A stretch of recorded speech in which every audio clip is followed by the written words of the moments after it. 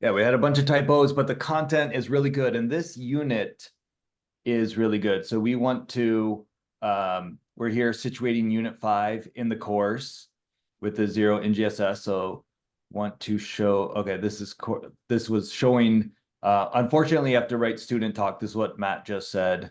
If you're there, here's the idea capture tool that Matt talked about. So parking lot is, if it needs a longer answer, from Matt or I, the parking lot is a good spot to put that. Chat, though, we got a lot of experts actually in patterns. We got people here that really know their stuff. So you can definitely put it out to the chat. That's a great resource. And that actually is maybe worth bringing up. We really are trying to find a social media way to connect. There is a Facebook group. It's not that well attended, and not everyone is on Facebook or wants to be on Facebook, so that doesn't seem like the solution. But what else do we do? And Slack is another possibility, but just throwing it out there that is something we are thinking about. We just don't have a good spot to land right now. So glad for anyone that, not during the webinar, but wants to reach out and has a good idea. We would love that. You can even put that in the suggested improvements down here. I have this open in another spot, so I'm going to close it for now. Okay, so this is actually that agenda item of situating it in the course. So here we are. We started at the bottom with patterns, texting and driving, engineering and energy, engineering a shoe, and now we're at waves and technology. And this, I just want to say, is really can be a real great unit with students. That up until this point, we've been doing mechanics, and students, yes, they have some Aristotelian ideas, but they really know, you slam on the brakes in a car, they have an idea of how it's going to act. When you jump, they get kind of how cushioning works. The impulse mathematical model is definitely new, and that's new vocabulary, but people get more cushioning, will slow you down more gently than barefoot running. But waves, lots of students do not know. It is like, how does your voice get encoded to waves? Sometimes there's just no answer. It's not even, some students are creative and will try to create something on the spot, which is also awesome. And some students are like, I don't know. I don't know what happens. And so this is just, and that's something to celebrate with students, because they're going to see a lot of growth really quick. So I just want to say that right away, that they are learning stuff on day 1 of this unit and almost every single day. That is like, I really didn't know that. I didn't know how that worked before. So that's pretty cool. And then in terms of the NGSS performance expectations, yep, each unit we're piling on more and more. And now we have 4 of them. And here's just a sneak peek at the assessments, but we'll wait till the unit overview to go over that. So that's the performance expectations and where it fits in. And one more comment just to say, there's even something in here. If you're running behind on time, you might need to cut. We'll say that when it comes up, but that's because Unit 6 is so important: electricity, power production, and climate science. And the great fun thing is they build electric guitars, and we talk about climate science. So really important topic that we don't want to run out of time at the end of the year for. So something to just be aware of in Unit 5, thinking that you want to save, 6 to 8 weeks for Unit 6. With that, I'll hand it over to Matt to do a little bit more into the overview of the unit, the learning progression arc. Yeah, thanks, Bradford. So just to give you an overview, and we'll touch on most, if not all of these during the webinar here. Students, of course, start with questions. How are you hearing me? And then we dive into taking some data, better understanding on how waves work. We take a kind of a segue to the ultrasound and how ultrasounds store and save information that's encoded in a wave. And then come back to looking at how cell phones, do cell phones cause cancer, that exploring published materials, that we built on through the year, learning about how the ear works and that transmitting the sound through. And then ultimately, the goal at the end of the unit is to do some computational thinking to encode and decode a signal and engineer how students will send that signal. And so with each of those, we call them loops or tasks, students are building their proficiency and learning about different pieces about how waves work. If you're unfamiliar with the how our calendars work, Bradford, if you don't mind just scrolling down, and I'll just to show one, since we'll do this more later. The task is given, there's a task narrative, and so we'll jump in and actually talk about this a little bit in a bit.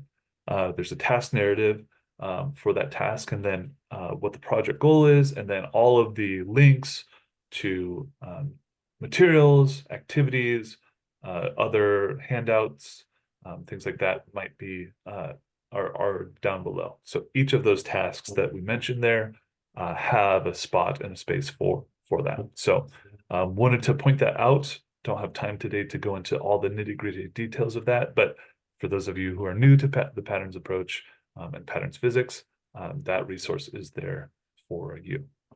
So with that, I'll hand it back to Bradford if you don't mind starting up the unit. Yeah, excellent. And I kind of regret that I didn't read them. I didn't like to just read, but it really is instructive to realize the arc of why we did it. So the performance expectations are I'm going to do it in reverse order, actually. That last one is communicate technical information about how some technological devices use principles of wave behavior and wave interaction with matter to transmit and capture information and energy. That is cell phones. I mean, as wordy as that thing is, that is cell phones and ultrasound. And when you look at the evidence statements, we really need both tasks to achieve that. And then the next one, and maybe, I should zoom in maybe, but I know it's hard to read and have something read to you at the same time, but I'll just maybe I'll just read the blue. Evaluate the validity and reliability of claims and published materials around the EM spectrum. That is, do cell phones cause cancer? That is the real world evaluation of that. And then there is the evaluate questions about advantages of digital transmission and storage of information. So again, that's double fold. That is understanding digital transmission, binary, and storage, binary, and then talking about advantages and disadvantages. And then the first one here, use mathematical representations to support a claim regarding the relationship among frequency, wavelength, and speed of waves traveling in various media. Okay, that's excellent because that's going to launch us. You'll see now the arc, right? We experiment with waves to get the mathematical representation. This relationship is oftentimes called the wave equation. So we get the wave equation, ultrasound hits the communicate technical information, cell phones cause cancer is around that, evaluate the validity, the ear gets resonance, which is in the evidence statements. And then we have the engineering project, which really gets at the technological devices using the principles of wave behavior. Okay. So this one is really great. I just want to, you can decide if you want to start this way. Some teachers have a pretty strict cell phone policy where they thought they can't start this way, but if you can, and we have a somewhat strict, but it can be stretched for 15 seconds for great educational effect. And I closed the slide. Well, here I'll go. I know where to go for it. This is a slide to tell you what just happens is on this first day, you work with a student. Hey, can you go outside and call this other student? And a student, so you start class and it's super awkward. Someone's phone is turned way up and it rings and people are like, what? Hopefully that's an uncommon thing in the classroom, but if it's not, well, then you can still seize the moment. And then they turn it on speakerphone and people are like, what is going on? And then you have the student that's in the hallway shout into the phone, how are you hearing me? And we have this little slide for it. And that is our driving question for the whole unit. How are we hearing that student through the cell phone? And so it is, it's great. I mean, it's one that students talk about in following years. So anyways, that lands so strongly as the essential question. We'll get to driving questions in just a second. So that's the kickoff for the unit, and that's also the name. How are you hearing me? So that's where the origin of that comes from. So that is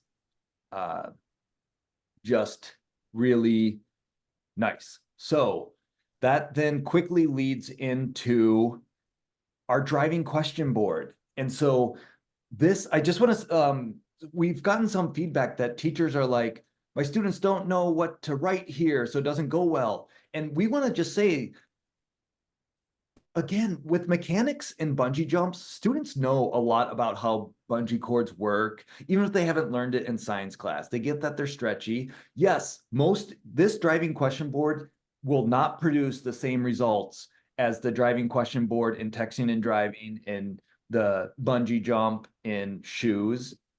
However, we don't want to skip it because it's really great to put that stake in the ground of where they currently are and what they know and don't know about cell phones. And it's mostly don't know. And that is awesome because even at the end of day one, they will already be revising their system model. But if you skip this, students can be like, oh, what did I learn? And they kind of like, I already knew that, but they didn't know that. So really great to just ask them, start by verbally describing a cell phone call, and then they draw a picture of a cell phone communication. And, here's just a helpful slide. I don't want to overdo it on the slides, and I know I'm about to. So I'm going to just say, hey, remember, we keep doing this every unit. And, even back to unit 2. And it was, ordering a pizza. What do? You break down big problems into smaller, more manageable parts. And then texting and driving, a pizza was make it, bake it, take it. Texting and driving was distraction, reaction, traction. In bungee jump, it had multiple things, but it doesn't have a nice phrasing like that. But they do get that you got to look at the energy at the beginning, during the middle, and the end. All right. Without going too far, we repeated this the same revised structure to driving questions. I will just say a couple years ago, people tried driving question boards and it was hit or miss. Some teachers loved it right from the get-go and it was just working for them. Other teachers said it was too ambiguous. It was too open-ended. Students didn't know how to respond. So this is the structure. And if you're new to patterns, you've seen the new structure the whole year, but just want to report. I'm not going to go line by line, but they revise, they go on a gallery walk and they come back. I'll just show a little bit of a picture there. And they go on a gallery walk and they revise their system models. So it's that same thing. The sticky notes, they come up and bring up the sticky notes. And again, I just want to say it's not a failure if it doesn't go as well. They don't know the things to measure at the beginning of day one. That is okay. I just want to say that. So this can be just like a 3 to 5 minute activity. In the bungee jump, it might take 15, 20 minutes because students have so many things that they're thinking about. This one is, it's just they don't know, which makes this unit actually really great. So, all right, with that, that is the very intro of how are you hearing me and getting the driving question board started so that they have a picture. I'll end on this and I'll hand it over to Matt to say anything that I missed. I show this to say, this is what we consider success. And you could disagree, which is totally fine, but I just want to make sure some teachers are like thinking students should be talking about frequency modulation. No, we want them saying like, you talk towards it. It's a bonus if they say vocal cords or you produce sound waves. So we want talk. Every student should be able to say you talk towards the phone. 2, I stand by this, even though it's funny. Phone does its thing. That is okay. That's an okay thing to say at this point. And that's really what we do. We really do want. Some students, you do have those students that are watching YouTube and they're into this stuff and they'll know that there's a digital signal. Somehow the phone takes that sound wave and turns it digital. And with the gallery walk, they'll learn from each other, but that's it. Phone does its thing. Maybe they turn sound into digital and it sends it to the cell, part 3, cell towers. Like you send something to the cell towers, and sometimes they think it always goes to a satellite. There's slides to help you with that. But in any case, it sends it to a tower or a satellite, or maybe sometimes they think it's to another phone, but students know about cell towers. All right, and then cell towers get the signal from one phone to another. That's all we're expecting on day 1. At the beginning of day 1, they'll modify this by the end of day 1. And then phone does its thing, and hey, there's sound waves again, and your ear hears them. Just to calibrate, this is awesome. So anything you get above this is bonus material. The curriculum resources are meant to take them from here to a really good answer in several weeks. So just know that if students can get to here, the curriculum is set up to try to take them from here. Great. Okay. I got on a roll there, so I'll throw it back to Matt to see anything I missed, or just another perspective on that. Yeah, the driving question board is really nice because it's the day that we are starting with like the big picture in mind. For this one in particular, students do, especially on the 4th step when they're like, what unique, or it's slide 13 there, Bradford. Sorry, the 5th step. What unique ideas do you have? They bring lots of good ideas out, and like, how fast is this all happening? What's actually going on in the phone? What's going on in the air in between? So all of those things are really good, and those really do come out. And ideally, throughout the unit, those are questions that are getting asked and answered. Again, this first day is all about getting those big ideas. And so we have lots of slides there to help support that. Looking at different cell phone towers, how they disguise them, things like that. You can see like sometimes they're disguised. We have them look out outside and find the ones in our area, just to give some of that big background. One good video that we're going to show in that, Bradford, I don't know if you're ready to share with sound. Yeah, video. Okay, yeah, I will. This is a good intro video on just introduction to digital technology. It gives a kind of a overview, and before teaching this unit, I was unfamiliar with a lot of the ideas as we developed it and learn some things. So we wanted to show this video just to give a good overview of how digital technology works. And yep, it is 5 minutes, which is excellent. It is worth the 5 minutes, so we'll play the whole thing. And you might want to adjust your volume. I just am trying to make it loud so that you can hear it and adjust your own volume.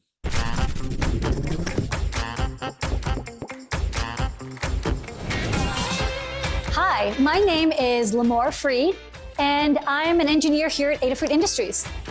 And this is where I do engineering and design, and I design circuits for fashion and music and technology. My name is Federico Gomez Suarez, and I'm a software developer with Microsoft Hack for Good. And I look into using technology to help us solve some of the big social problems of our times. You may have heard that computers work on ones and zeros. Or you may have seen scary-looking visuals like this. But almost nobody today actually deals directly with these ones and zeros. But ones and zeros do play a big role in how computers work on the inside. Inside a computer are electric wires and circuits that carry all the information in a computer. How do you store or represent information using electricity? Well, if you have a single wire with electricity flowing through it, the signal can either be on or off. That's not a lot of choices, but it's a really important start. With one wire, we can represent a yes or a no, true or false, a 1 or a 0, or anything else with only 2 options. This on-off state of a single wire is called a bit, and it's the smallest piece of information a computer can store. If you use more wires, you get more bits. More ones and zeros, with more bits, you can represent more complex information. But to understand that, we need to learn about something called the binary number system. In the decimal number system, we have 10 digits from 0 to 9, and that's how we've all learned to count. In the binary number system, we only have 2 digits, 0 and 1. With these 2 digits, we can count up to any number. Here's how this works. In the decimal number system we're all used to, each position in a number has a different value. There's the 1 position, the 10 position, the 100 position, and so on. For example, a 9 in the 100 position is a 900. In binary, each position also carries a value, but instead of multiplying by 10 each time, we multiply by 2. So there's the 1's position, the 2's position, the 4's position, the 8's position, and so on. For example, the number 9 in binary is 1, 0, 0, 1. To calculate the value, we add 1 times 8 plus 0 times 4 plus 0 times 2 plus 1 times 1. Almost nobody does this math because computers do it for us. What's important is that any number can be represented with only 1s and 0s, or by a bunch of wires that are on or off. The more wires you use, the larger the numbers you can store. With 8 wires, you can store numbers between 0 and 255. That's 8 ones. With just 32 wires, you can store all the way from 0 to over 4 billion. Using the binary number system, you can represent any number you like. But what about other types of information, like text, images, or sound? It turns out that all these things can also be represented with numbers.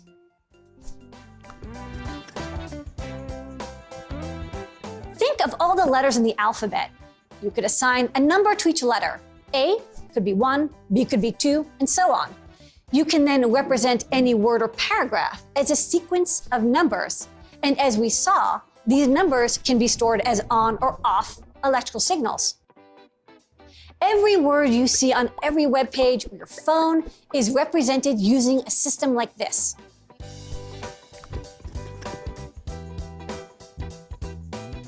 Now, let's consider photos, videos, and all the graphics you see on a screen. All of these images are made out of teeny dots called pixels, and each pixel has a color. Each of the colors can be represented with numbers. When you consider that a typical image has millions of these pixels, and a typical video shows 30 images per second, now we're talking about a lot of data here.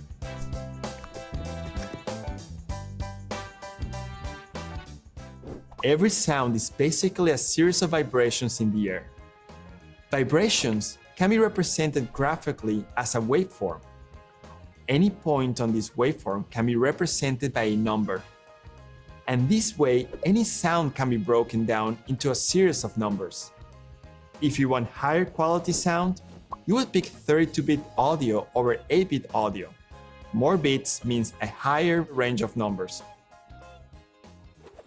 When you use a computer to write code or make your own app, you're not dealing directly with these ones and zeros, but you will be dealing with images or sound or video. So if you want to understand how computers work on the inside, it all comes down to these simple ones and zeros and the electrical signals in the circuits behind them. They are the backbone of how all computers input, store, process, and output information.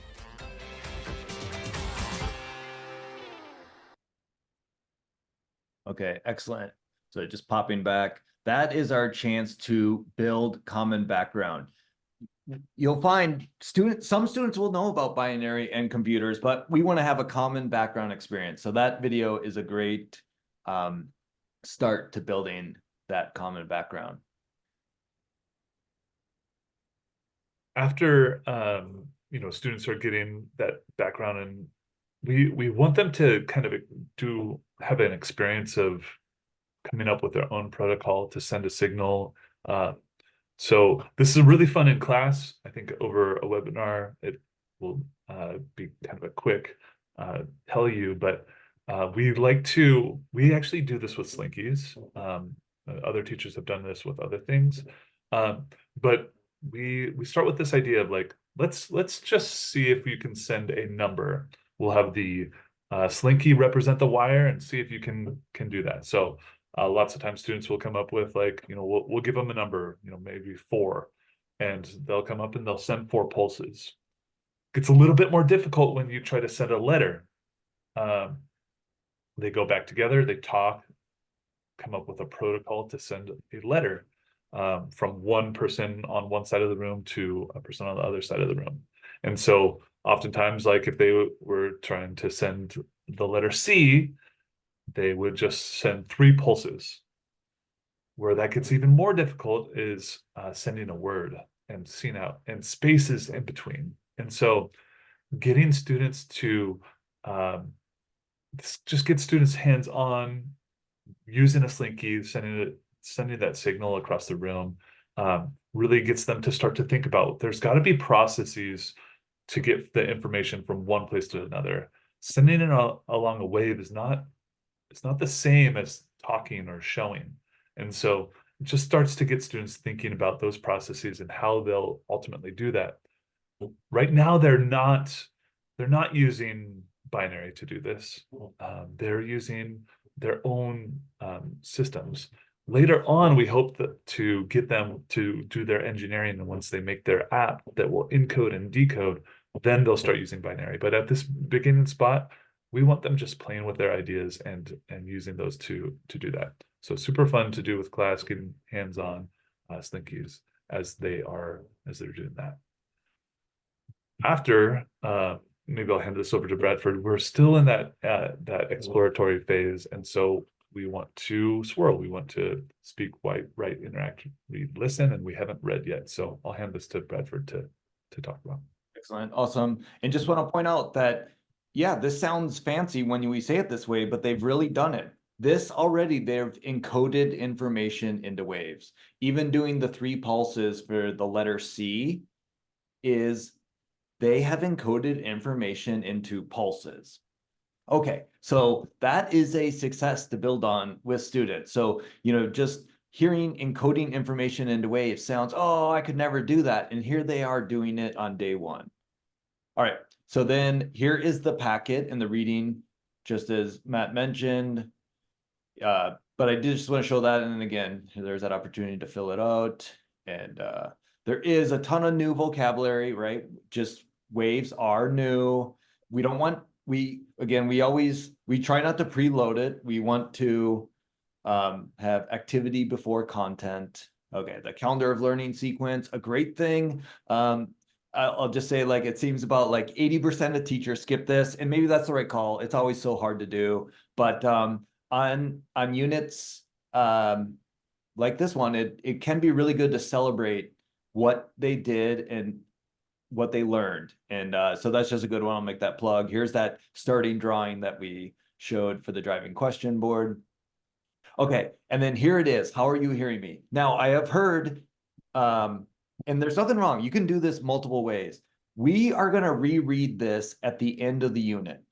So students are not expected to master this. So and your students, and sometimes it's just uncomfortable for you and the students to read something and not like just figure it out and read it until you get it. But that is not the curriculum, just so you know that sometimes people do that. They say we break it and we deep dive and spend 20 minutes on each question. That's not the intention. We actually want to have them read it and talk about it.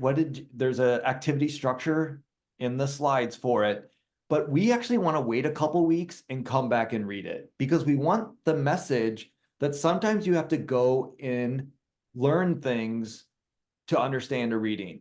And there are other ways. You can, use reading strategies to break this down sentence by sentence. And if that's the right fit for your students, go for it. But I just want to make it clear that the arc is that they read it once on day 1, and then 3.5 weeks later, they come back and read it. So it is okay to leave that they have a couple things. And people have said they like the reading. For instance, I don't want to get dragged into it, something in the workshop we're going to do, but here it just says these tiny, sound waves are high, low pressure. Okay, if a student got that, they can go up to their system analysis and add a little thing that they know about sound waves. So I just said it a couple times in this, that they can iterate their system analysis on day one. So it's super okay that they just start with, they talk towards the phone. And look at this, they can read this and already add a little bit more to their system analysis. That's what we want, that you've learned from it, and that the course of the next 3 weeks is going to help them come back. But that's just not the right fit sometimes for the teacher or the student. So people have broken this up and had students read a paragraph each day for the first like 4 or 5 days. But just to complete the overview, we have it kind of broken down into the parts from the driving question board. Speaking into the phone, how does your phone turn it digital? How does it get from the phone to the other person's ear? And then it's a little bit more a going digital based on that video that they saw, and they just do a little bit of encoding. So dog, I think I forgot what word I just watched it, right? What 3-letter word did they do? But in any case, here's dog. And so it just shows them dog, and yep. And then they have to decode this word, real simple, just a clear thing. But it's fun. It's just that kind of simple level game that seems to land pretty well with students. So that kind of completes day one. That's the goal for day one, is to, if you have a 90-minute period and things are going smoothly, but you can just see that we did the system analysis. They watched a 5-minute video, they played with a Slinky, and they read, a page and a quarter reading. And so that day one gives them a pretty big experience, and they're already learning lots of things on day one. Okay, with that, we can tell that waves are a critical piece of the puzzle. And so I'll turn it over to Matt to talk about tinkering with waves before we do a deep dive.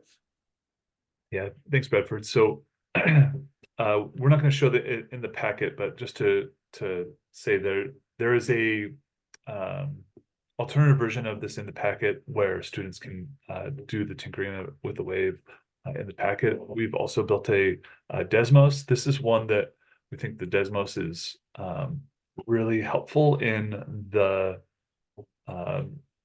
just eliciting student thought and looking at that. So they start with a PhET simulation, which we're going to show more in a little bit. So I think this thumbnail is good enough for right now. And they just start with playing. But we want to get really quickly into building common vocabulary. And so we're going to use terms like wavelength often, and we're going to use terms like amplitude often. And so, of course, we have to have science terms for technical language. And in this case, they are learning by just playing around with the sliders. And so when they hit and they'll play around with the slider and say, what do you think wavelength means? They'll type that out. What do you think amplitude means? When they hit submit, we can see that, and we can show the student writing, and oftentimes they are right on. Wavelength, the length of the wave from peak to peak, amplitude, the height of the wave from the equilibrium or the middle to the top or the bottom. And so this is one where students are generating that common vocabulary without being told. So those are definitions that we really need to know as they're going in.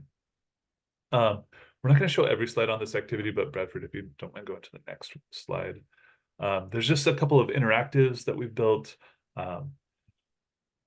Just getting the idea of wave velocity, oscillation. What does oscillation mean? Where crests are and where troughs are. So just getting some of that technical language there. As you go further in the activity, it's really leading to build student competency in the lab that they're going to do the following day. So they'll do some guided investigations in the simulation, and they'll take some data it's going to be teaching them how do you measure amplitude? How do you measure the wave velocity? How do you measure the wavelength? Using all of those tools, and seeing like, yes, it affects it. No, it doesn't. And so when students are looking at that data, this is actually a really quick check for teachers on the teacher screen. You can see like, are they getting it right? Are they taking that data accurately? And this just allows the lab, which has two different research questions, just allows the lab to go a little bit more smoothly because they've had some practice beforehand taking the same measurements. So overall, this is a good activity just to get the intro, to get some of those initial ideas. They do some drawings of what different frequency waves might look like. And they get this overall feel for what is going to be happening. And the next part, which I'll hand over to Bradford, we'll talk a little bit, we'll show you what the data collection looks like, and then talk a little bit about the supports that we have for students when they are analyzing the data themselves. Great, thank you. Okay, so I'll just get this set up. There is directions in the slides and for students. Let's change that a little bit. And you can bring up a ruler, a timer. Actually, yep, this is more, we'll do a deeper dive in this on the workshop, but just show here, it is nice to reset. I think we have the amplitude at 1. And it's nice to do frequency of 0.5, but I'm gonna go to, yeah, I'll go to 1. And I want to reset it, but I'm trying to think. You hit restart at the top left. That's it. Thank you. Okay, restart, start your stopwatch, but I haven't hit play yet. And we just run it for 1 second. So I'm just going to show that. And you can just do a step forward, or you can hit play and try to pause, but I'll just go quick. Okay, so you can see in, well, I'm getting there. In 1 second, this thing got down. In 1 second, it got down. They made it kind of a weird number, 3.8. But you can see that the wave goes down 3.8. And I'm going to just jump to, I know we got a lot to discuss today, and just checking the time here. So, okay, so then I hit restart. Okay, so look, it got down to 4. I'm just going to ask, roughly speaking, 4, just to make the numbers a little easier. If we double the frequency, I'm telling you the answer. So this is not, students would not be told this, but just for, I got to restart my clock, hit play to start it. And now, of course, I could hit play, but I always overshoot. So this is exactly what we would tell students. Okay, in 1 second, look at that. So I'm just going to assume you know that wave speed, since it's the same, tension is what controls wave speed. So it can't get any further down the ruler. And so if you double the frequency, think about that. The front of the wave can't get any farther down. That is very surprising to students. And I would say humans, even as a physics teacher, I still have a gut reaction that it should, if you wiggle it faster, everyone feels like it should move down the wave or down the slinky faster. And that is not true. And we actually have a lot of experience with that. And I'm willing to make a fool of myself in front of my students, and I'll do it at a limited amount on the webinar. But we kind of know that because of the human voice, that if I talk in a low voice or I talk in a high voice, if the frequency of the wave affected the speed it traveled, when you talked in a high voice, those words would travel faster. And just think, I'm going too fast to give you a chance to think, but it is kind of fun because students figure it out. And you do a sentence where you start low, you start the sentence low, and then you get higher. But if high-pitched words traveled faster, they would get to the ear first, and you would hear that sentence backwards. I'm not sure I gave you enough time to think about that. So I'm just going to say it one more time, the answer, that how much you wiggle the slinky up and down does not make it travel down the slinky any faster. It always travels 4 centimeters per second. So here it is on the high tension one. So you can see all three pictures. On a high tension wave, it travels 6 centimeters in a second. And if you only have a frequency 1, that wavelength gets all 6 centimeters. But if you wiggle that slinky up and down twice in 1 second, there's going to be 2 waves, but it still only gets down the slinky 6 centimeters. And so you now have 2 waves that have to share the 6 centimeters. Doubling the frequency halves the wavelength. And of course, if we triple the frequency, we shake the slinky up and down 3 times in a second, it still can only get 6 centimeters down the slinky. And there's 3 waves. So in the end, it must, each one, that 6 centimeters is divided between the 3 waves, and that is inversely proportional. And I kind of jumped to the answer, but a lot of students, get out paper and we rip it. Wave speed is constant. That's the curricular goal with that wave equation lab. We want them to find out wave speed is constant and that wave length and frequency are inversely proportional. If you double the frequency, you have the wavelength. Or with inversely proportional, we like parallel language. So oftentimes I've switched it myself to say, when you make the frequency twice as big, the wavelength has to get twice as small. When you make the frequency 3 times as big, the wavelength has to get 3 times as small. Okay, so that's the punchline from that first experiment that's mission critical for them to get. So I did a big jump there. So I'm going to I'm going to summarize one more time and then hand it over to Matt to see if I missed. But students are collecting data on frequency versus wavelength. Maybe I should show that. So it's inversely proportional. And we will go over this in the workshop in greater depth, but why some groups had medium tension and some groups had low tension. So that's why they have different numbers. And Matt hinted at this. This is our 5th unit. And so labs got a little bit more rigorous.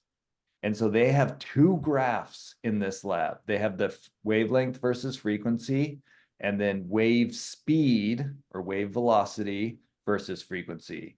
And that's a horizontal line. And look at that. The 3.8 matches the 3.8. So in the end, they're supposed to realize wavelength equals wave speed divided by frequency. And they do get there, but that doesn't roll off the tongue. This is not like, hey, if you have a big pillow and you punch a pillow, how's that going to compare to punching? I don't know why I picked punching, and you punch a door. Like, students have an intuition about this. This is not familiar. So this is harder, but just did want to hope by jumping to it that students really do get that there is a real causal mechanism. If shaking it up and down doesn't make the wave speed any faster, if you double the frequency, the wavelength has to have. Okay, with that, I know that takes a little process. If you haven't thought about waves for a while, that takes a little bit of processing. Maybe I'll pull up the poster and just let Matt give another perspective or bring up anything that a highlight that I skipped over.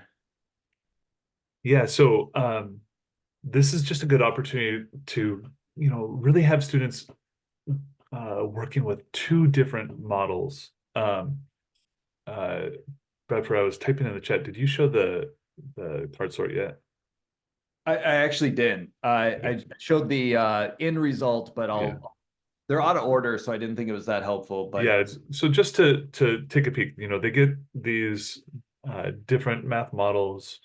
They have their inversely proportional relationships, and if you scroll down, when they measure the speed, it stays the same.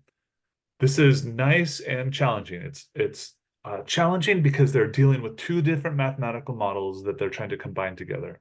The nice thing is that the constant in the wave speed perfectly matches the constant in the inversely proportional relationship. So they really do have to deal and juggle with this. So it's a good step for them to have to deal with multiple research questions and get them to start to analyze and interpret on those.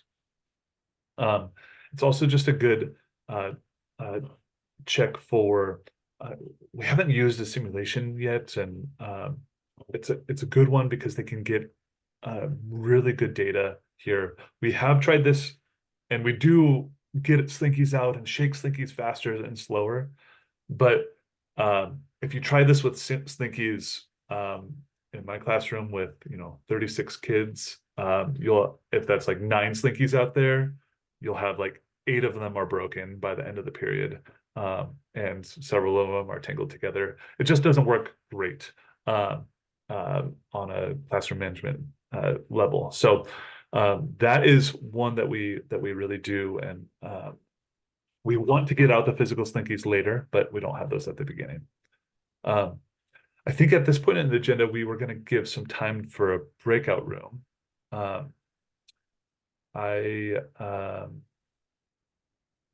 Let's see. I can put it in the chat. Cool, thank you. Yeah, so I am just finishing up. I'm going to have you in breakout rooms of 4 or 5. And I think I missed at least one question in the chat. If you don't mind copying and pasting it over to the idea capture tool, that'd be really helpful for us, and we'll get that answered, or maybe I'll go back and look when you're in the breakout rooms. But we just wanted some time for you to check in, and so our prompt was, what have you experienced if you've done patterns before or hope to experience with first just like repeating the same structure of driving question boards, or have you seen any benefit of repeating the data collection and constructing a big idea of the math model? And then the last is like, what have you experienced or hope to experience with repeating increasing student-centered talk with data discussions? So kind of 3 different ways you could go with that, talking about driving question boards, looking at big ideas with a math model, taking data and making a math model, or that student-centered talk around a discussion there. I'm going to open those breakout rooms, and we know that sometimes people can't engage because they might be preoccupied with kids, things like that. We understand that. Hopefully the rooms are big enough that you have some productive conversations here. I'm going to set the timer for what, Bradford, like, I haven't checked the time. So 5. I was going to say something like 6 minutes. 6 minutes, okay. 6 minutes, and we will see you back here then. Again, Bradford put the prompt in the chat, and we will see you back here in 6 minutes.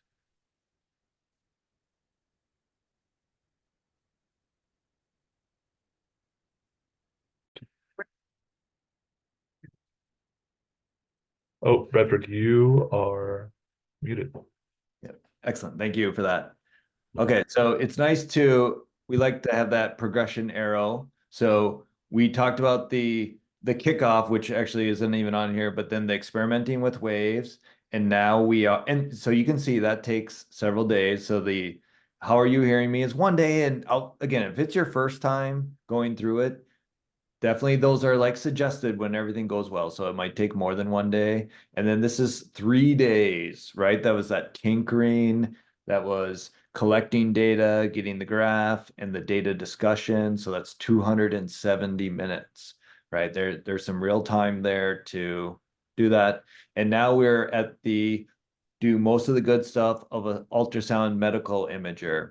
And one plug I'll make for this is that we, with the Portland Metro STEM Center support, we were able to make some videos at the Oregon Health Science University at the medical school in Oregon. We really have just one. And working with a technician for career connected learning. And we were telling them about this unit, and there was doctors around, there was technicians, and they thought this was pretty cool. They were like, wow. So that's just kind of a nice story about what we're doing with the ultrasound. So just to give context, because we're going to rattle off a couple things. We're right here. So, this involves physics, coding, and career connected learning. We started, the coding is getting more sophisticated. And so actually, again, we went and talked about, what do computer scientists do when coding is getting more sophisticated? They storyboard. I want to take that, I want to show that. So I guess maybe it's time to dive in. So here is a great video, which I did think, again, this is that chance to build common background. And we're diving in. Students have talked about, here. I'm going to play this video. I'm a little bit sensitive to time, so we're going to play excerpts of the video. So here's the first one, and let me stop my screen share and make sure I'm in the video, optimized for video. Hello, welcome to Wolverhampton Wanderers Football Club. I'm Phil Hayward, I'm the head academy physiotherapist here, and come on in.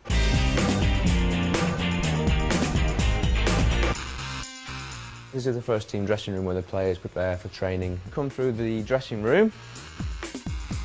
This is where we have the contrast baths. Following training, the players will tend to do 5 times, so 5 lots of hot, cold, between the two, just to really get that blood flowing through and get everything flushed out of the system. Steve Kemp, Head of Medical Services, Wolverhampton Wanderers Football Club. My role is to highlight the players at most risk, address these risks, and then hopefully return them to sport and reduce the injuries in the football club. So we're in the doctor's office. Here one of the players is having a scan of his patellar tendon using the dual screen function. Everything that we do has an element of science in it, really. Birds, singers, lorries, guitars, trumpeters, cats, lawnmowers, vuvuzelas, all make sounds. We can hear them because their frequency is between 20 Hz and 20,000 Hz. Although, old grannies sometimes can't hear everything. Anything higher than 20,000 Hz is called ultrasound and sounds like this. Unless you're a bat. But although you can't hear ultrasound, I can't hear anything. Thanks to physicists, you can use it to scan pregnant women, and in this case, footballers' knees. We're all trained in ultrasound. So I'm just putting the gel on. The gel just provides a medium through which the sound waves are able to be conducted. So at the top there, and then you can see your tendon coming down. Just a little dark area off the bottom of your kneecap there, where that pain's coming from. Pain started coming on gradually after training. It'd be like a bit sore, and like I'd struggle to like fully flex my knee, and then like it just kept getting worse and worse. So I paused here. I just want to show. So here is a real ultrasound image. So and they'll say a little bit, but it goes so quick. So again, we have some skin, and then there's the tendon. That's that kind of long, streaky, grainy stuff here. There is a little bit of a black spot right there, and that is different than the black spot right here. And this right here is the kneecap, and then this is possibly some bone and muscle here.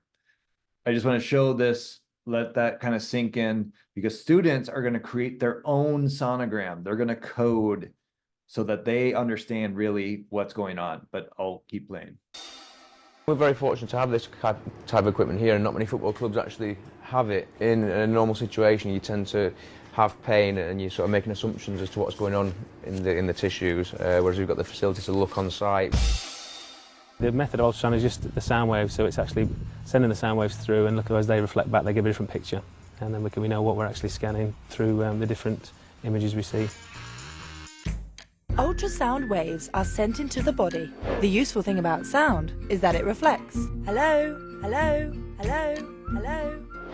So when the transducer sends sound waves into a knee, some of the sound is reflected and some absorbed, depending on whether it hits skin, muscle, water, or bone. These echoes arrive back at the transducer at different times and are analysed by the computer and converted into a moving image. The different tissues within the body will transmit the sound waves at a different speed and reflect back at a different intensity. If you stood very close to a wall and said something, you may wouldn't hear that echo particularly well. So if you stood a long way back, you'd hear a time lapse between you saying something, hitting the wall and bouncing back to you, and that'd be measurable, and you'd be able to accurately calculate your distance from the wall. This is very similar, so you can calculate the depth and type of tissue depending on what the intensity of the sound wave that you see back on the screen there. The transducer is made up of lots of little crystals aligned in there. Some crystals sending out the waves downwards and then some receiving the information and the reflection or the echo back. Why use the gel? Without the gel, most of the sound waves wouldn't penetrate. Okay, excellent. All right, so that was the excerpt, and we do actually show most of that video.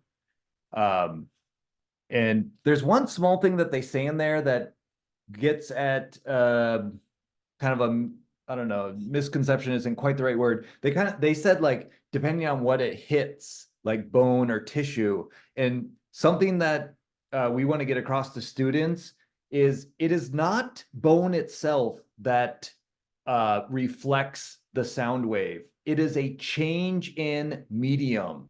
So when it goes from skin to bone, it reflects. Well, it goes through bone, it's not reflecting. But then on the back side of the bone, it goes from bone to fluid or something. That is a reflection. So it's the change in the medium. So if you somehow had a super thick bone that was like 3 inches long, you would get a reflection at the front of the bone and at the back of the bone. We do have slides over here and too many to show, and this image is really good. So, and of course you can show this demonstration. You can have a plastic slinky and a metal slinky. A wave will travel down, down, down a plastic slinky and not reflect. It is only when you change the medium. So again, let's just say the thick cord over here is bone. The bone itself doesn't reflect. It's the fact that you went from non-bone and then hit bone. While you're in a bone, you don't get a reflection, but of course, then you leave the bone. All right. So, and that's something that it's just not intuitive. We just think bones are hard. Of course they reflect. And they do reflect if it was in something other than bone before it got to the bone. So that is worth saying. There's lots of good stuff on that gel, and they figure that out. In fact, I'll just say it. They say it a little bit in the video, but not quite. Why do you put gel? Because if you put ultrasound into the air and then you hit skin, skin would super reflect because it is very different than air. So in any case, gel makes it so that the ultrasound wave can go through the gel and then into the skin, and gel and skin are very similar conductance, impedance, and so there's a high transmission. Otherwise, a ton of the ultrasound sound wave would reflect off of the skin, and then of course you wouldn't get any information about what's below the skin. Okay, so the focus on in the workshop, we're going to go over this much deeper, but in the webinar, we just want to say there's a lot of slides to help you with students. We do, we make sure to talk about the gel, and well, again, I'll just kind of show it. Gel hitting, skin. Of course, there's a change in mediums is where the reflection is. Sorry, this slide also shows that an ultrasound machine has, thousands of emissions and reflections with that piezoelectric, which those are cool, but not mission critical for us. Okay, so we actually in the webinar are given a lighter touch. And so we wanted to talk about storyboarding. There's a lot of steps to this. And again, we got this is like 5 years ago that students were you know, it's too many steps. How do we get them to not just watch a tutorial and copy it? How do we get them to think? And that is the storyboard. And so this flashing this is probably not the best idea. So in the webinar, but I'm at the answer key and we want a storyboard. Like first, what happens? And actually it's cool because this is the same thing that directors of videos make. And students are familiar with this, that some students that are really serious about video production. So like when you make a movie, you don't just like tell people, go and do this scene, you set it up and you create little storyboards. What's going to happen in this scene? What's going to happen? Then we'll cut and go to this scene. All right. So in any case, that's kind of familiar. It can be familiar to some students, and even if it's new, people do get what happens first, second, third, fourth. Okay. So trying to say first, you got to transmit the transducer emits a signal, so that transducer emits the ultrasound, and then it goes into waiting mode, right? That wave is traveling through the body and then it reflects back. And then third, the computer signal processor has to hear how, you know, they said it multiple times in the video, how loud was that reflection? And how loud the reflection indicates how different the two mediums were. Okay, and then, oh, sorry, this is even color coded like we've done in every computational thinking. Green is an input, and then red is outputs or calculations. Fourth, the computer has to calculate the depth of the reflection using that equation. I flashed it. I don't want to go back to it, but it's no surprise. It's actually an equation we learned in the texting and driving. You know, depth or distance is the wave velocity times time. That tells you how far the wave traveled, but it had to go there and back, so we have to divide by 2. And then it puts the digital amplitude value at that depth. All right, and then the computer colors each pixel based on the relative value, right? If it was a little reflection, you put a 1. If big reflection, you would put a 3. And of course, we do a 4-point scale, 0, 1, 2, 3, and then paste the image into the document. Okay, so I'm going to show you the answer key. And there's a great story to this, but I guess we didn't show the packet, but we end with the packet. There's a story of a soccer player, a little bit similar injury to the one in the video. One more fun fact, this is probably like 6 or 7 years old now. We used to do this with a kidney stone, which made for a much easier image, but no surprise, kidney stones didn't connect with students as well as a soccer injury. So in any case, over here, this is that data where they emit the signal, and there's a way of playing this up. And if you're willing to like chirp like the ultrasound, you can have students, I'll do just one line. So if you have a clock running, so I'm going to do like 1,000, you'd kind of, it'd be nice if one person did 1,000, 2, 1,000, but I'll just say, chirp, chirp, chirp, chirp. So if you did that, you could really play. We want students to do most of the good stuff. So they are playing analog to digital converter. So when I do chirp and it was 1 second, they would write a 1, chirp. 3 seconds later, I go chirp. Oh, that was louder. Analog to digital. They took the analog chirp and turned it into the number 2. That's called analog to digital. And then at 4 seconds, chirp. There's a big reflection. Okay. And then it went quiet as the seconds ticked by. And then we look over here. So going through all that process, then we conditionally format. A 1, you know, is dark, or sorry, a 0 you can tell is black. A 1 is dark gray. 2 is light gray. A 3 is white. So that's a black-white contrast. And I'm just checking the time here. Again, can you see it? It's not as nice as the one in the video, but it's pretty good. You can see the kneecap. and you can see the tendon, the light gray tendon. And of course, you got some skin before and back. And here's a real image of, this is the patellar tendon, the one in front of your kneecap, below your kneecap. And then of course we have the other leg.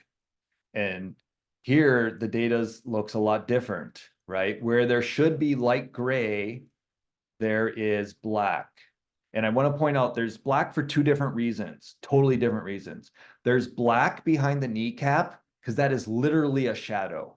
So much of the sound wave got reflected that there's just a shadow. We don't know. There's bones behind the kneecap, but you can't see them because they're in acoustic shadow. Now, that is very different than the black in front of the kneecap. That's not a shadow, right? We know this line right here is not a shadow because there is light or sound behind it. So why would you all of a sudden get no reflection where there should be graininess?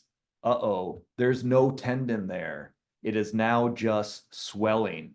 And, you know, a fluid of swelling is so consistent, there's no reflection. Remember, there's reflections where it changes medium. So, and then again, you look down below, here's the real ultrasound image. So, you know, want to set expectations. It is a little more blocky, but students really respond pretty well to this. That, you know, and of course, if you know, they can easily be like, oh, whatever, cool, I made that. Or I'm just saying it's something to try to cheerlead about and go, look at that you really did make most of the good stuff of a sonogram. And of course, one of the questions we asked to them, our image is really blocky. How would you get better at this? Make it, and they can say that thoughtfully, right? You would have to check your time more frequently. You would have to put your line scans a little closer together over here, all that good stuff. But in any case, they code that. And just to show where students start, so they're not starting from scratch on this one. That wasn't worth their time. But in any case, they have some critical information here. They have to do the analog to digital. They have to do the coding for depth by, you know, again, just transit time times the speed of sound, which is up here, times divided by 2, because it has to go there and back. So you got to divide by 2, and then width, really even simpler, just the line times the line spacing. That's all good stuff. So just, and then of course, here's the video that walks them step by step through it. Now the goal is that, or I'm on the student one. Let me show the answer key. A lot of students don't need the video if things are going well. I don't want to put pressure, but a lot of students can do it from the storyboard. That is the goal of the storyboard, is that they code without the video. But as soon as someone gets stuck or, you know, that, yep, it's just not the right fit, I just want to point out, there is a video that will walk them through. But if you do the storyboard, a lot of students can make progress from the storyboard. And then here is a list of functions that they use. All right. Yeah, that one took a while. So I'm going to just round out and make sure. Oh, here, there's a leveled support. Here, this is the thing that kicks them off. So doing most of the good stuff, they get background on a patient. And, you know, it was a patient planting their right foot for a corner kick, heard a popping sound in the front of their knee, immediately fell to the ground in pain. It's been 45 minutes. Okay, and then here's some critical information about the medical imager. And of course, the numbers are not nice. We wanted to pick realistic numbers. So it's operating at 6, you know, megahertz, 6 million waves per second. Okay, in any case, then here is the raw data that they have to analog to digital. And again, I'll say it one last time. You cannot show, you can delete this, and sometimes I try to do that where I just do that chirping sound and they have to fill it in as they go. But in any case, you don't have to. And then they have to select, you know, what is, you know, what scientifically explain how you use the sonogram to diagnose the health. Was it healthy or a torn patellar tendon? And we kind of saw both of them, and just good, yeah, and some questions there. Okay, being sensitive to time, I'll hand it over to Matt to just see if I missed anything or has wants to wrap up anything with that. Yeah, so I think we don't show it right now, but there is a quiz associated with that. Sometimes we do the packet, sometimes we'll assign the quiz just to diagnose another injury. And this is just kind of a cool one that like some students are like, wow, that's it. That's all there is. There's students who have had ultrasounds in the class, and really one that has lots of connection to things that they've seen in a doctor's office. So that's one that they are really using the computer to help them with the computational thinking so that they can understand what's going on in the world. There's a couple challenge questions there, and of course, the key that has that too. Oh, sorry. And if I could jump in one last, because I want to just say this phrase. The NGSS in one sentence is use the big ideas of science to explain phenomena and solve problems. So this is a real big piece where they use the big ideas of science to explain ultrasound. Great. Yeah, and our next piece to the puzzle here is jumping back into cell phones. We've done experimenting with waves. We've looked at ultrasound, really addressing that question and those specific targets in the NGSS. Do cell phones cause cancer? This is one that comes up every once in a while, not as much now. Really came up during COVID with 5G and things like that. So we have and this is also one of the most important things we do. Evaluating published materials from a scientific lens, but also using clues about the document is something that they're going to need to do for the rest of their life. And so wanting to look at trustworthy sources and not trustworthy sources, and just evaluating those claims. So the document is there. If you don't mind clicking on that, Bradford. Do cell phones cause cancer? At the top of the document, it is an excerpt from cancer.gov. And the intent here was to give some background information that some of the websites use to talk about cancer and how cell phones work. So it specifically introduces ionizing and non-ionizing radiation,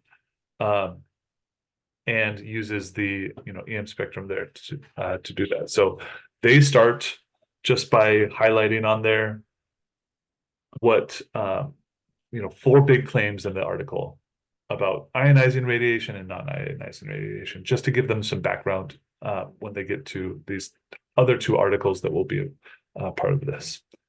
And then they go in and they evaluate. The one article A on the left is a Wired magazine article. It also has a video associated with it. There are ads, of course, but just getting at the idea behind do cell phones cause cancer? And it's like, no, they don't, probably. And the students are describing the resource, saying how easy it is to find the author, checking the authenticity. The second resource is it's a website that is selling something. They're selling cell phone protectors, but they use real science words: ionizing, non-ionizing radiation. They have graphs there. If you scroll down, Bradford, if you go a little bit further, it gives some false information about that, but then cites real graphs here with these electromagnetic spectrum. So they're brought up to look at the author's intent, things like that. So these are 2 articles and that are websites that students look at, read, and go from there. Then there is a third one. So they're just really talking about what's credible and what's not. There's a third one that is really a well done scam. They cite in this one, we ask them to be skeptical. They cite University of Washington studies. They say that they have a organization that essentially what is it, nonprofit that essentially funnels money back to this website. So but it's just one that we want them to like, what are 5 things that you find troubling or skeptical about the author's claims? So this is kind of the culmination of several touches on throughout the year when they're looking at, you know, parachuting in or jumping out of an airplane without a parachute, things that some of the other you know, light touches that we had on evaluating published sources, and something that's just super important. We want students to be skeptical about what they're reading as they are doing that, and it's just one more touch at that in the classroom. So just a note at the bottom, it's, you know, meant for zone of proximal development. So like we do have lots of conversations that students are going through, which is how this one is a little bit different than the others. So Bradford, is there anything else you want to add? And not really, other than the arc. Remember that if in text and drive, when we had something about published materials, in bungee jump we had something about published materials. That was the Matt referenced it, the skydiver without a parachute versus the skydiver into the trampoline park. Unit 4 has stuff. So this is part of an arc. Now, many people have skipped, understandably, the first year when time is tight. A lot of people skip those things. And I would just say that this is another time when people skip it, except for, just as Matt said, this is sometimes the most important thing we teach all year is evaluating published materials. You know, we as science teachers think, oh, in history, certainly they're teaching that, or language arts, but science, they're not using science articles. And science oftentimes has a special place with students. Like students do sometimes have, well, it's a changing world, but some students have confidence in science, and so they get pulled in by the sham science. So it really is an important thing to do in science class and of course, building on what language arts and social studies teachers are teaching is a very valuable thing to do with your classroom. So I'll just cut myself off there. We are getting ready for another short breakout room, probably just 5 minutes. yeah, so Bradford, if you don't mind going back to the agenda here.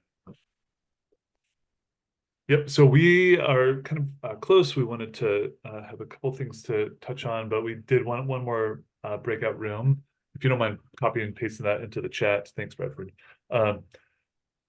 This one's going to be just 5 minutes, so a minute shorter, and just hope that you choose one of the following. What gets you excited about teaching waves, or so waves in general, or what's the value of explicitly teaching evaluating published materials? The breakout rooms are essentially the same as before, but one room, a couple of people left, so I had to dissolve that one and move people to other breakout rooms here. So if you find yourself in a different room, that is that's why. I'm going to go ahead and start the room. We will be back here in 5 minutes to finish off with the last couple minutes of or last couple things in the unit. Here we go, opening those rooms now. Ooh.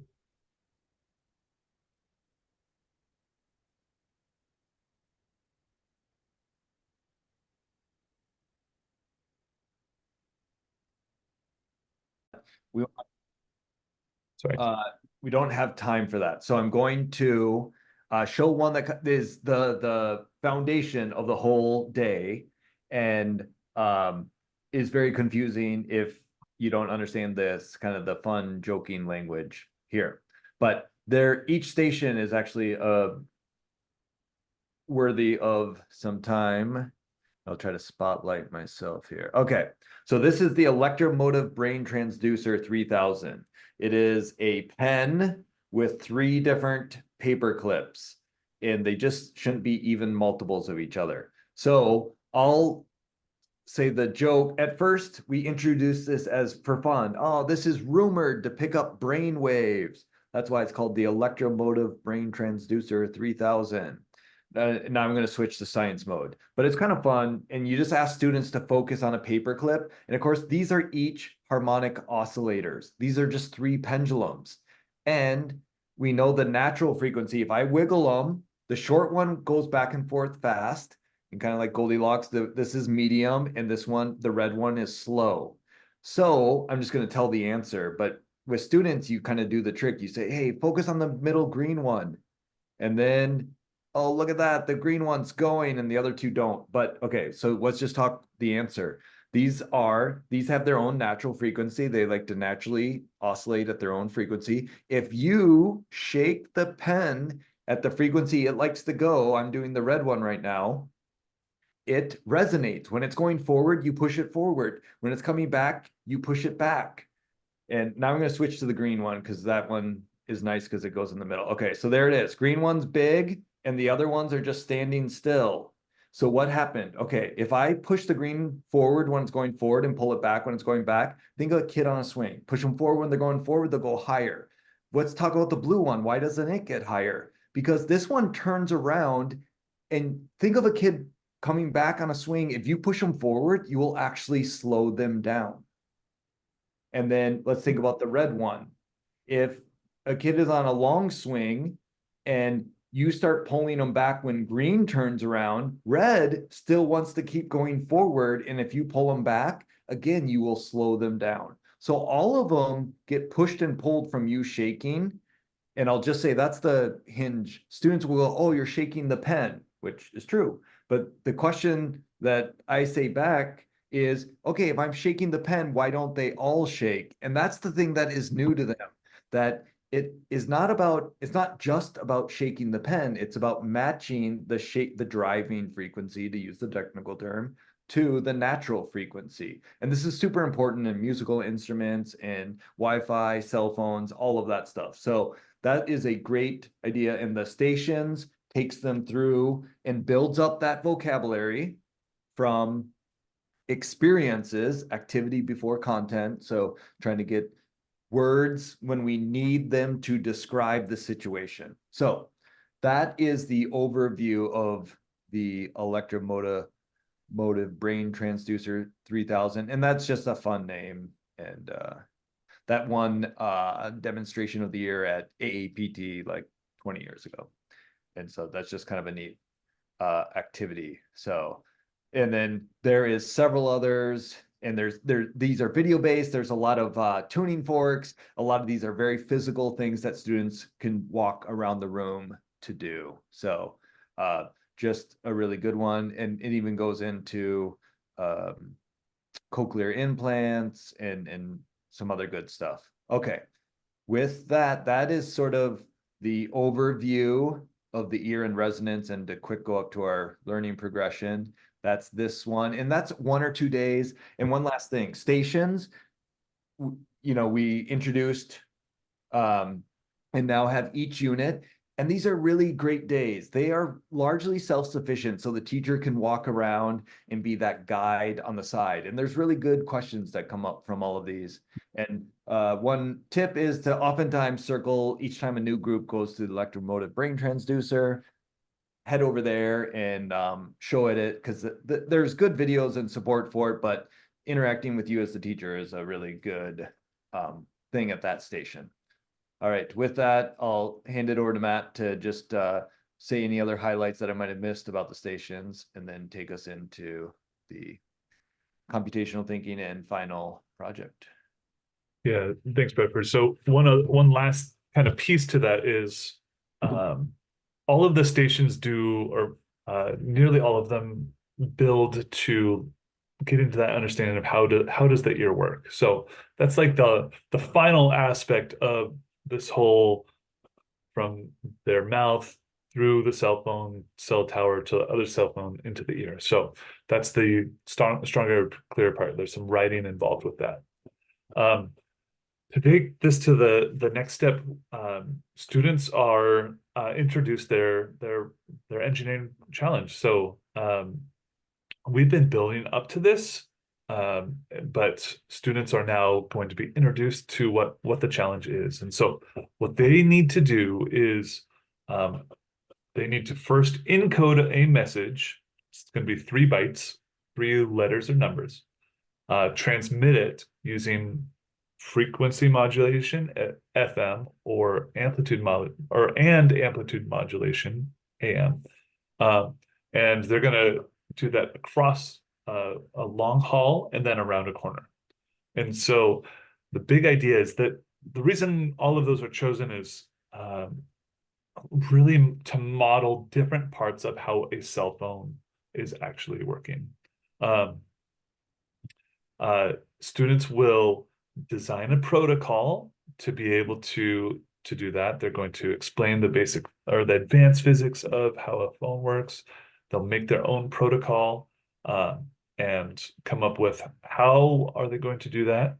But they also, this kind of brings up the need for bringing out encoding and decoding. So they are going to be doing that. It's kind of a flip back and forth between computational thinking, encoding and decoding, and engineering sending a signal. They're going to have to work back and forth between those 2 different phases. And so Bradford's going to tell you a little bit about the app of how it encodes and decodes. We'll do more of that next week. And then we'll finish off with a couple last things. So Bradford, if you want to talk about the encoding and decoding portion, that'd be great. Thank you. The answer key, the student copy has that image that I was trying to show. I'll quick say that that's that going down a long hallway and then around a blind corner. And that lends itself. We wanted to use light and sound because light and sound are part of real cell phone calls. And of course, the engineering aspect of this says use light for the long hallway and then sound around the corner. One other tip and trick to just say quickly is it's a lot more fun for the sound. They can play a video, they can play a song, they can use their own musical instruments. So they can frequency modulate, low note, high note. They can amplitude modulate, same note, quiet, same note, loud. So amplitude modulation. So it's really fun. That one you probably want to be outside for. Okay, so just as Matt directed me, I'm going to show the coding. There's a lot more coding going on here. There's a copy. So we have since made a single word out of, if you have 8 groups, you have an 8-letter word. If you have 9 groups, you have a 9-letter word, and it's kind of fun to just think about it. But let's just say we only have 3 groups, and I'll switch to dog so you can see. So dog, and this again, we storyboard this. I just want to point that out, storyboard. So that thing we did with ultrasound. And how do you change a decimal to a binary? Oh, that's cool. It's dec to bin. How do you get like capital C to turn into its ASCII, which just stands for like American Computer, actually forget, American Standard Computer Interface, something like that. But Unicode 8 is used worldwide. And the cool thing, how do you get it to its number? It's actually code. Think about that. The thing that gets the short function code is that. That just shows you how prominent this is. Okay, so just want to show that we can tell students that during the storyboard where we're just, hey, the computer needs to turn the letter into its ASCII number. Where they did that on day 1. Remember the reading where they took dog and they turned it into the ASCII code. So again, see, things are coming full circle. Not a surprise. We tell them that. And here is a list of functions. And of course, this is all built into spreadsheets. Just want to say that some students can do it from the storyboard, don't need the video, but you guessed it. There is a video that walks students step by step if they need it. Okay, so dog. The first thing I skipped over it in the storyboard, we got to split that into 3 letters. And that's it's called a mid function, which is actually kind of cool. I've used it a few times now for like getting people's names out of email and stuff. But That's kind of cool. But in any case, so we take dog and we take the first letter, the middle letter, and then we got to encode D. And then watch. Okay, so it takes D and turns it into its ASCII, and it's just always 64 plus the letter in the alphabet it is. That's all stuff that I never knew until we started doing this stuff. But and then you want to turn 68 into its binary, and that's super fun. And we teach students to do it on their fingers. It's a really fun thing. But then, anyways, we separate all of those ones and zeros out, and then down below, they write if statements straight out of texting and driving. If this is a 0, grab the low amplitude image and paste it here. If it's a 1, so watch, if I change this to a 1, it tells them and does this. So this one is really fun. And then the decoder just does that in reverse. So when they hear or see the light or listen to the clarinet play, they say, oh, that was a 0, or I'll change it to a 1. 1, 0, 1. And then, of course, it will eventually, oh, you got to put a 1 or a 0, otherwise it doesn't work. And then, hey, with 1 0 1 1 0 0 1 1, that is ASCII number 3. So they actually decode it here. And then, of course, they can piece the 3 things together and they should get this from the input, DOG, and then they combine the 3 letters into a single word, dog, or 8 letters if you want to do that scheme that I just talked about. So this one is powerful. They start really seeing that they can do a lot, like for people that are like, oh, it's just spreadsheets and you're doing simple stuff. This is still straightforward. There's only 3 real new functions, but that gives students a real taste of coding. All right, with that, I will toss it back to Matt to just say anything about this and to really take us to wrapping up because we're at 5:56. Yeah, so just kind of finishing up, they use that encoder and decoder to essentially 3 people in the group. Sometimes we break it up into 2 and 2. Somebody gets the word, they go through their protocol to send the signal to the decoder. The decoder receives the signal and does there. So there's a example protocol in 5EP, and we can talk about more of those examples during the workshop.